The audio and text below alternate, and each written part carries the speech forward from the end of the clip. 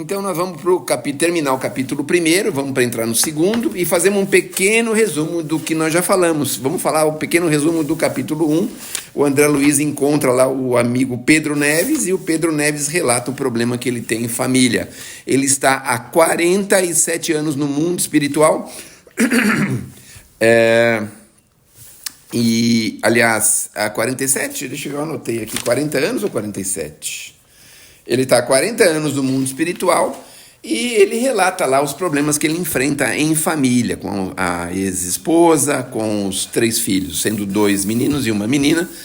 E aqui no transcorrer das lições a gente vai ver o drama que o Pedro Neves vive e viveu aí, não é? A trama acontece no Rio de Janeiro e os nomes, obviamente, foram alterados para que não haja nenhum tipo de problemas familiares. Todo mundo deve saber que o Chico recebeu processo porque usou o nome de um espírito com o seu nome de batismo, chamado Humberto de Campos, e aí depois que ele teve esse processo e que terminou esse processo, o processo foi resolvido, é que os espíritos começaram a colocar codinomes, a alterar os nomes para que não haja confusão com relação aos descendentes, aos familiares.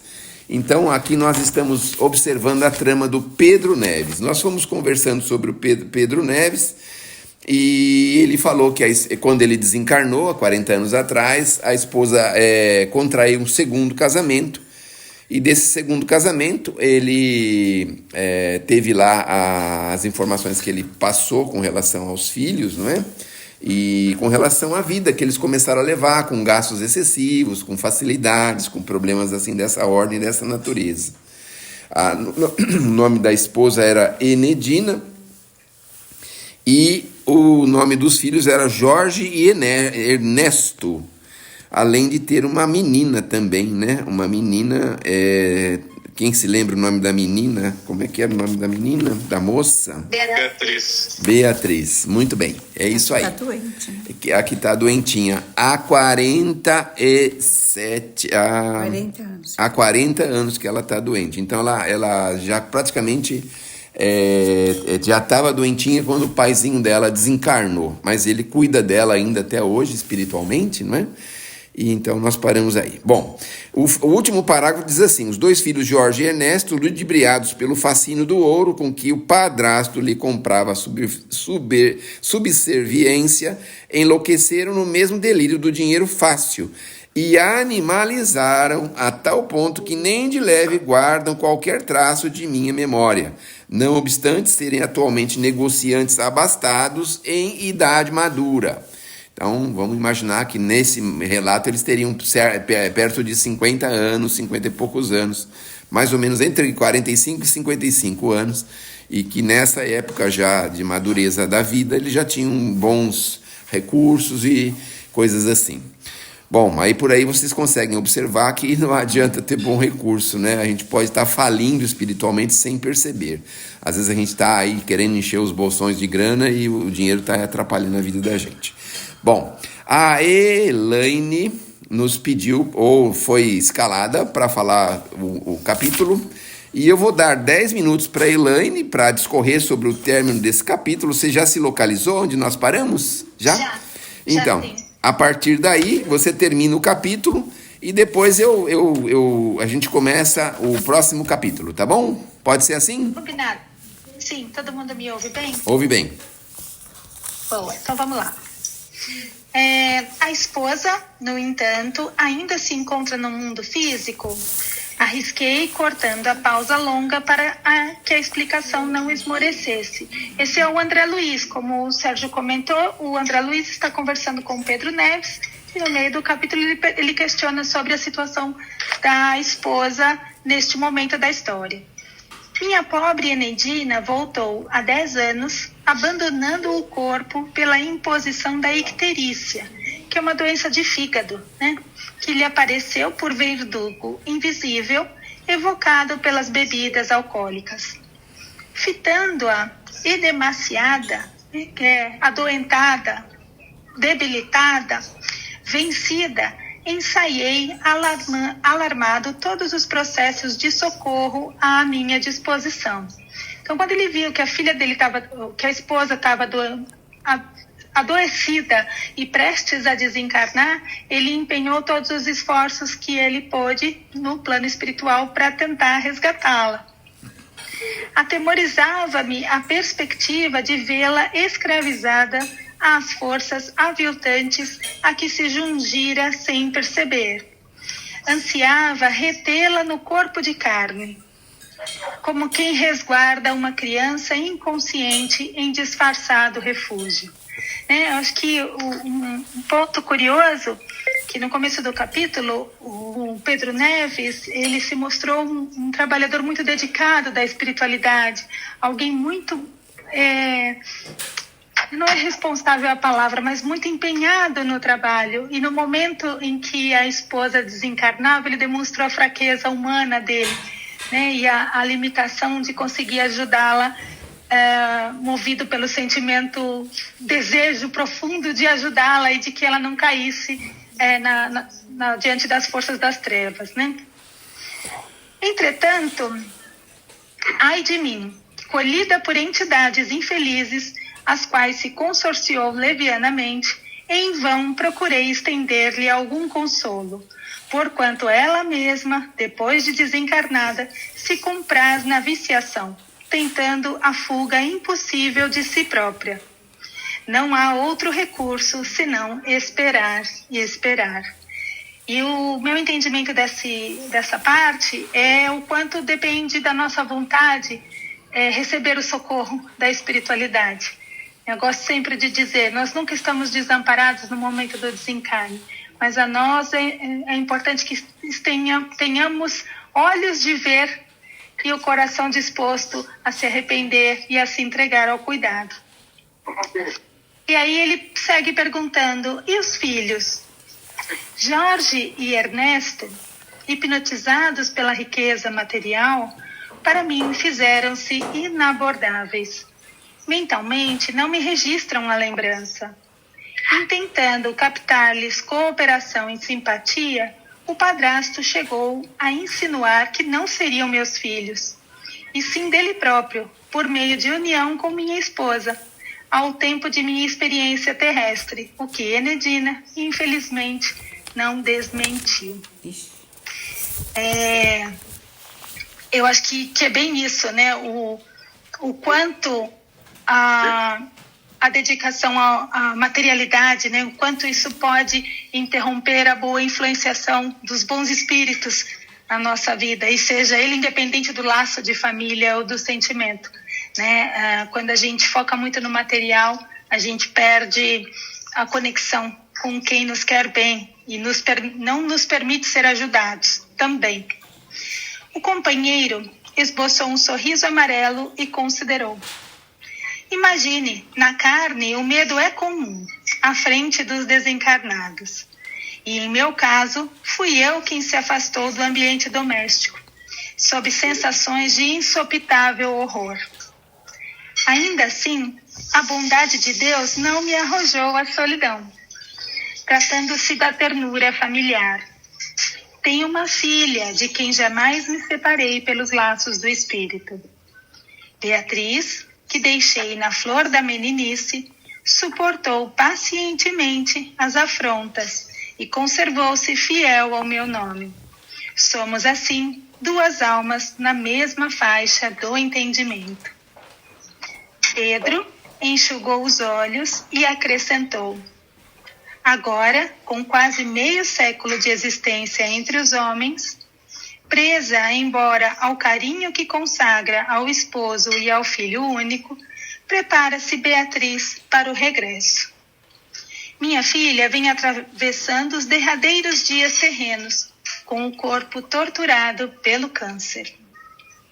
Mas atormenta-se você por isso? A ideia do reencontro pacífico não será antes motivo para alegrar-se?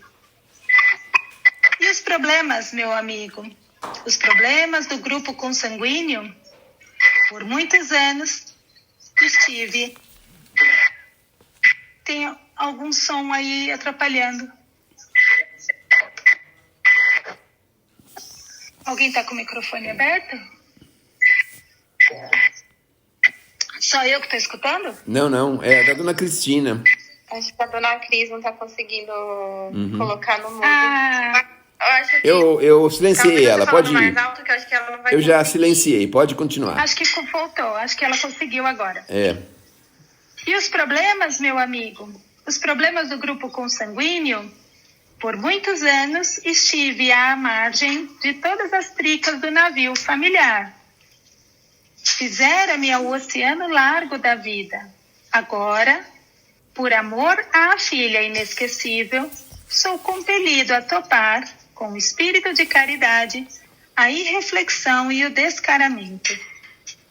Estou inapto, desambientado. Desde que me postei à cabeceira da doente querida, vejo-me na condição do aluno debilitado pela expectativa de erros constantes. Então veja, né, mesmo ele sendo um bom servidor, com todos os créditos que ele tem, devido à quantidade dos problemas consanguíneos e a história que nós vamos descobrir ainda ao longo do livro, ele não tem muito o que fazer neste momento para auxiliar a sua família, principalmente a sua filha, que está à beira do desencarne.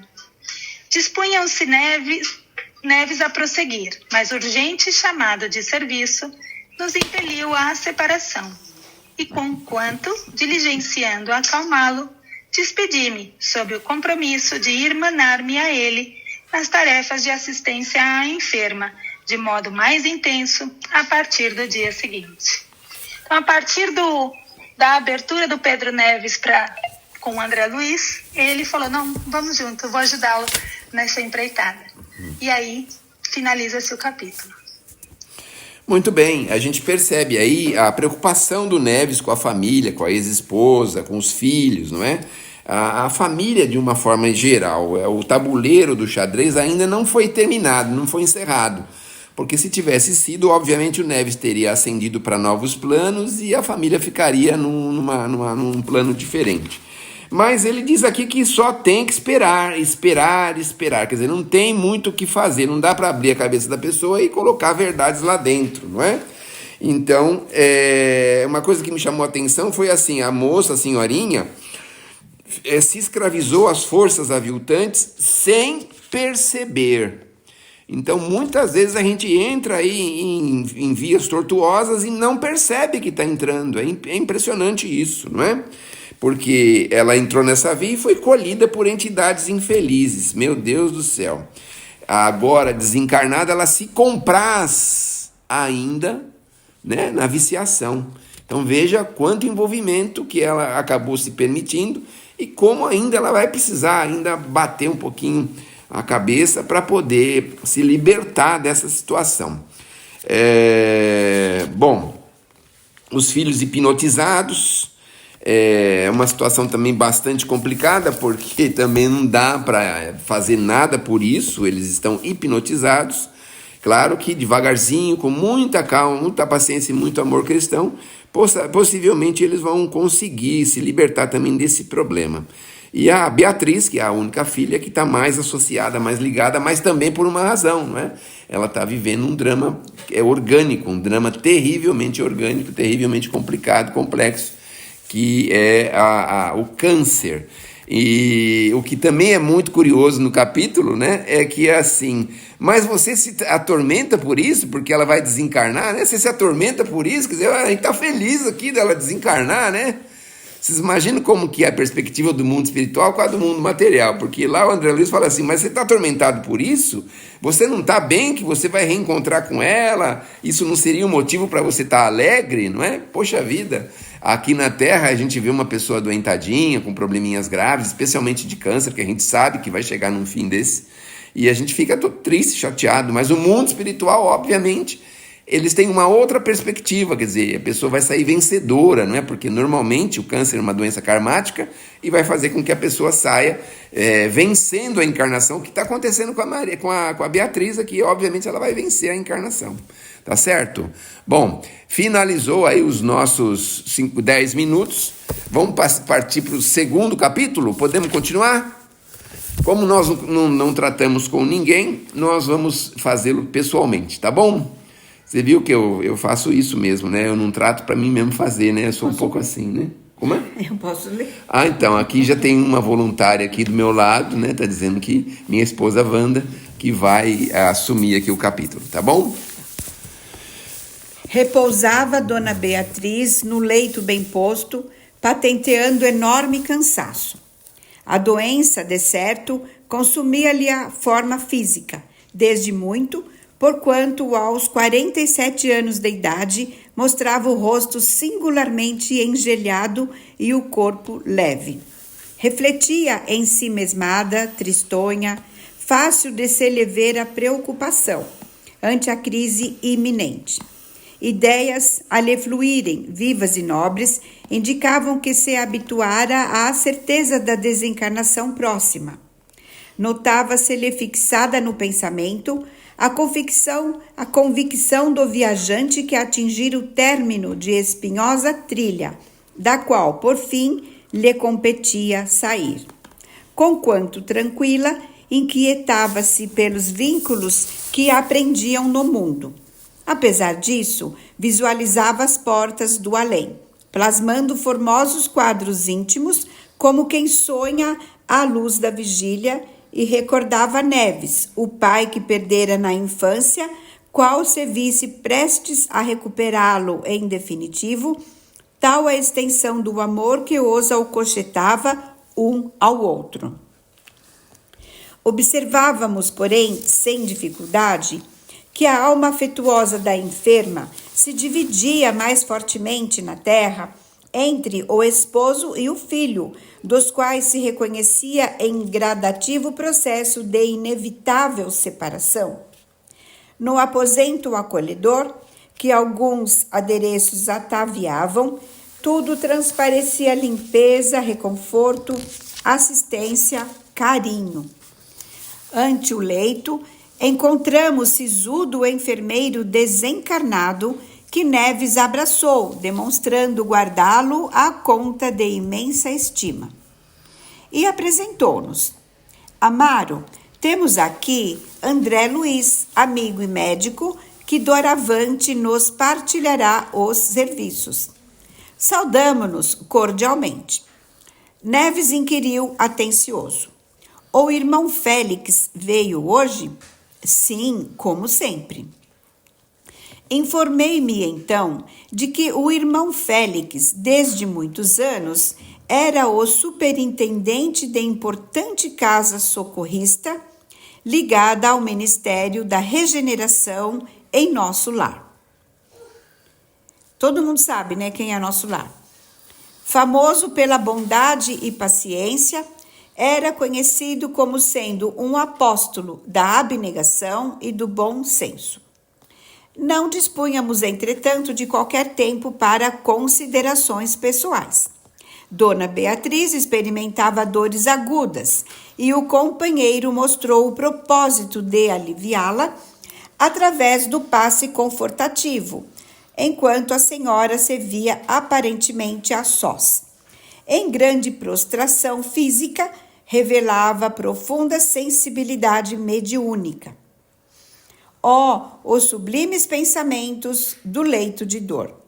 De olhos cerrados, a doente, embora não assinalasse a presença paterna, lembrava a ternura do genitor, que lhe parecia distante e inacessível no tempo. Identificava-se de novo com a ingenuidade infantil. Na acústica da memória, ouvia as canções do lar. Voltava encantada às horas da meninice, reconstituindo na imaginação as relíquias do berço, sentia-se no regaço paternal à maneira da ave de regresso à penugem do ninho. Dona Beatriz chorava. Lágrimas de enternecimento inexprimível perolavam-lhe a face, e sem que a boca enunciasse o menor movimento, clamava intimamente com toda a alma: Pai, meu Pai, meditai vós que, no mundo, admitis para os desencarnados a indiferença da cinza, para lá dos túmulos, Amor e saudade muitas vezes se transformam no vaso do coração em pranto comburente. Neves cambaleou agoniado. Enlacei-o, contudo, a pedir-lhe coragem. A ventania da angústia, porém, sobre o ânimo do companheiro atribulado, perdurou apenas alguns momentos. Refeito a recompor o semblante que o sofrimento transfigurara, espalmou a destra na fronte da filha e orou, suplicando o amparo da bondade divina.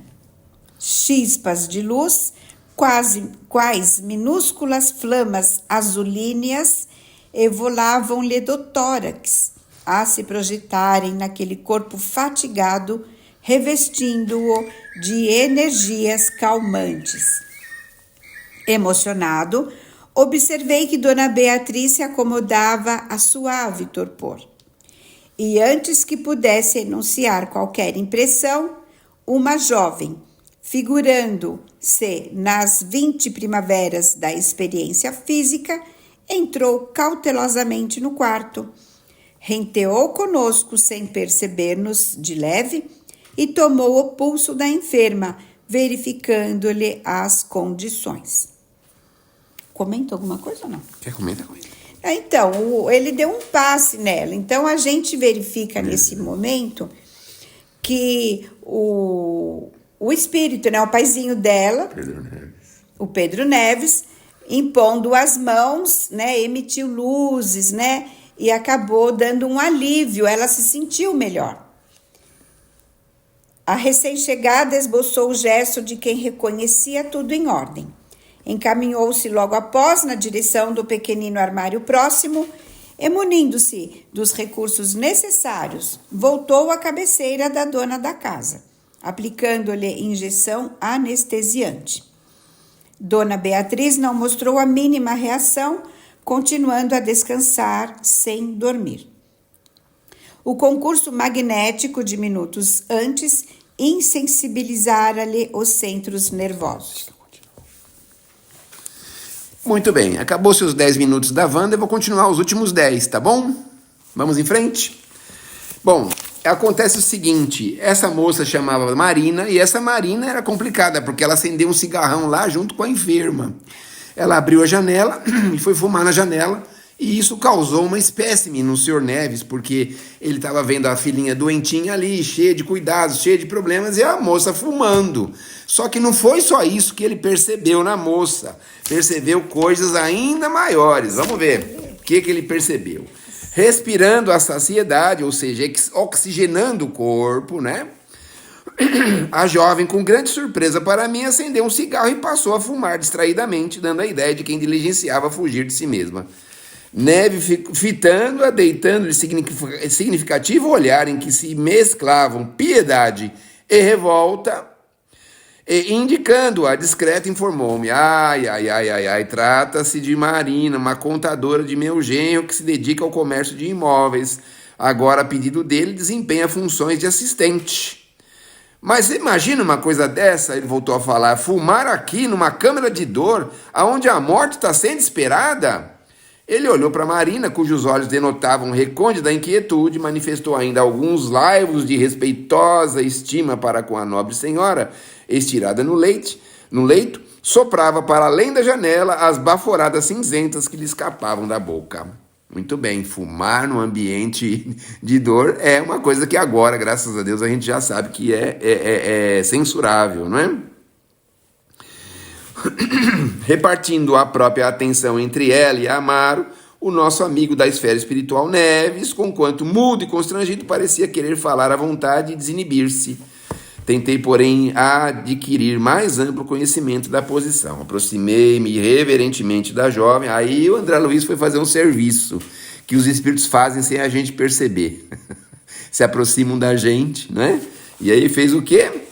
Começou a auscultá-la, né? E começou a perceber que ela tinha estranhas formas de pensamento, retratando-lhe os hábitos, os anseios, em contradições com os nossos propósitos de socorrer a doente.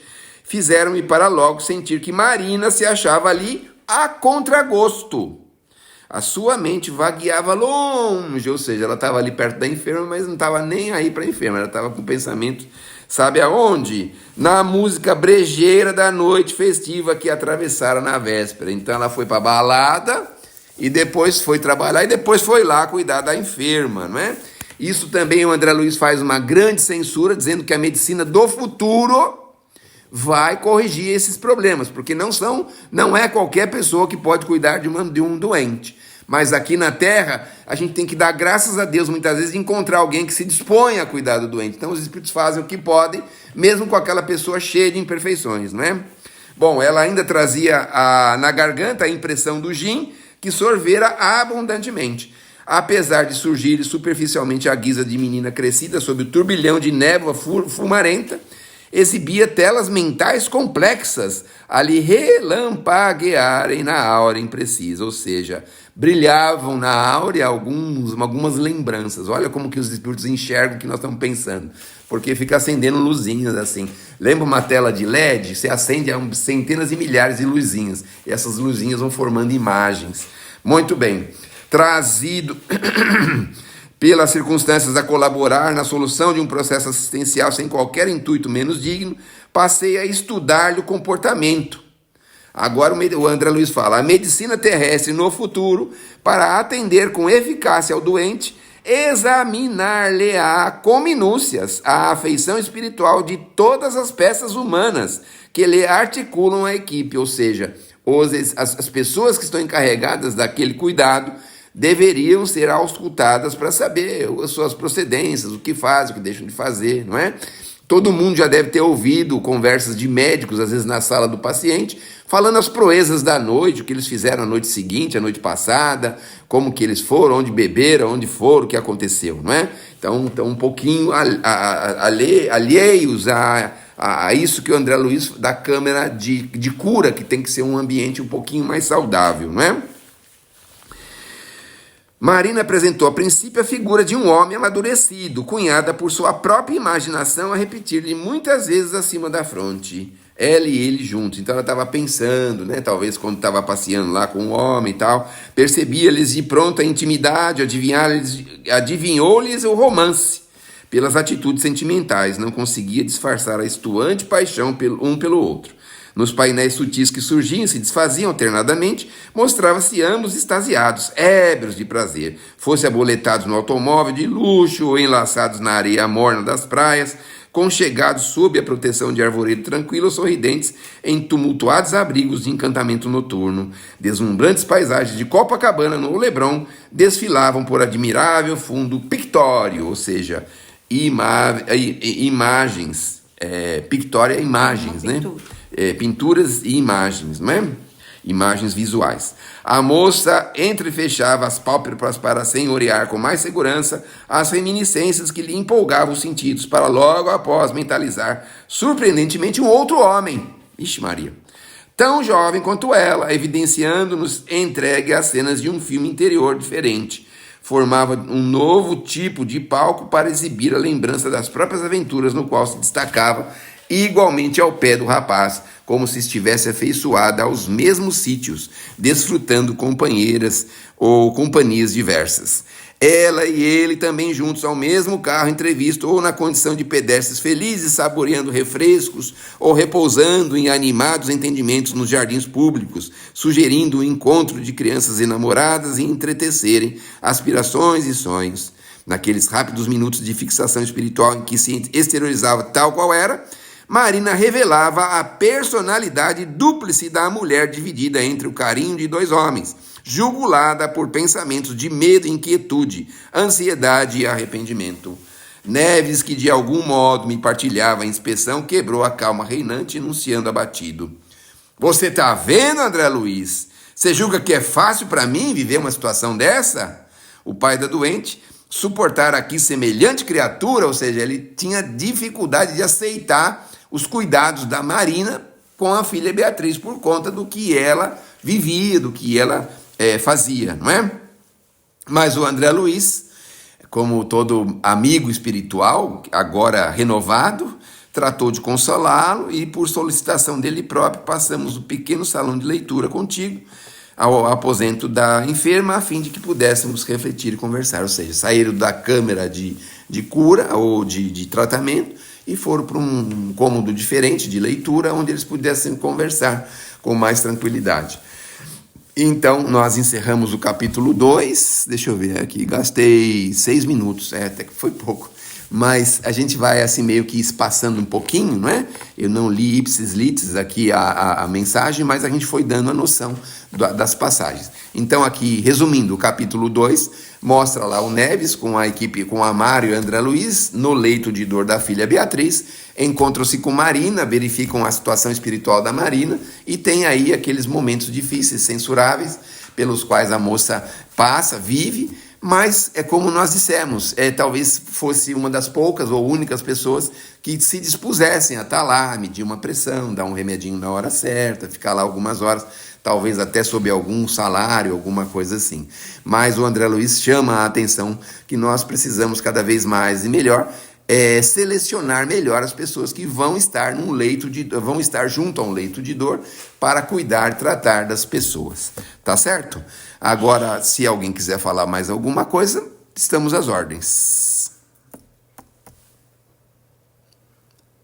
Ninguém fala nada? Acho que ele não estava incomodado apenas, assim, que daí mencionou, né, que a filha estava doente e ele estava pensativo, não pelo ato dela retornar a espiritualidade, mas sim com o que estava acontecendo ao redor enquanto ela está no momento, né, delicado, a cena ao redor. Isso que acho que incomodava ele e que estava apertando o coração dele. Com certeza, ele estava vendo a filha ali, vivendo aquele drama, não é? Mas a filha toda hora conversava com ele mentalmente, espiritualmente, e ele estava presente. Olha só, às vezes acontece isso, a gente lembra de uma pessoa assim, aleatoriamente, ou de um desencarnado, a mãe, o pai, o irmão, uma pessoa querida, sem a gente perceber, ele está ali, está justamente ali naquela hora, naquele momento. E era o que estava acontecendo, né? Porque ela estava meio que assim, se lamentando, estava chorosa com relação ao pai, saudosa da infância dela, da vida dela, da família dela, e o pai estava ali do lado dela, não é, amor? Percebendo tudo isso, vivendo aquela situação que ela estava sofrendo ali nos momentos de dor dela, recapitulando essa fase que ela viveu. Então, é isso. Temos no capítulo 2, então, o drama da Marina, temos o drama da Beatriz, e vimos aqui que tem, né, o Amaro, você vê, tem um guardião espiritual que fica lá, olha só que interessante, não é? Um guardião espiritual que obviamente vai chamar, vai ligar, né, vai fazer uma chamada mental lá no mundo espiritual, se houver alguma necessidade maior de atendimento, de socorro, de recurso para a moça que estava lá bastante alterada.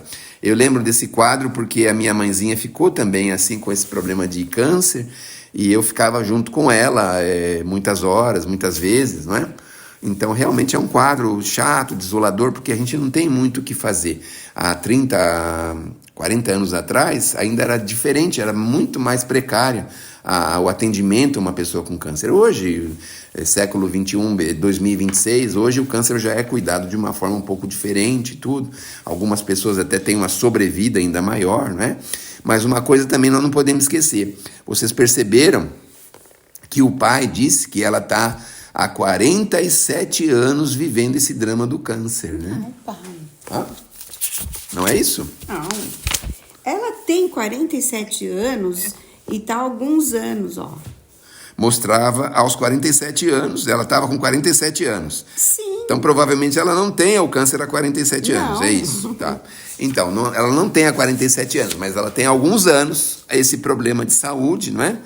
E há 40 anos o pai tinha falecido, então ela tinha perto de uns 7 anos de idade. E a esposa dele morreu há 10, então a ela esposa tinha mãe. voltou, ela chegou a ter mãe por mais 30 anos, não é isso? Depois que o pai faleceu, ficou com a mãe por mais 30 anos. Mas vivendo naquela situação com o padrasto, não é? Ela era a única que se mantinha fiel ao pai, porque o padrasto conseguiu, diríamos de uma certa forma, seduzir os 2 filhos, e aí no final do primeiro capítulo a gente vai ver que esse padrasto, inclusive, começa a dizer que era o filho dele, não era filho do falecido, era filho dele, né? Isso também aborrecia lá o Neves, porque por alguma razão pessoal, né? Então, a mocinha, né? A Beatriz era a única que estava bem pareadinha ali com ela. Tudo bem? Podemos encerrar? Então é isso. A gente pode fazer assim, dividir o capítulo em 3 partes de 10. Aí nós vamos chamar aqui 3 pessoas para falar 10 minutos do capítulo, da continuação do capítulo, tá bom?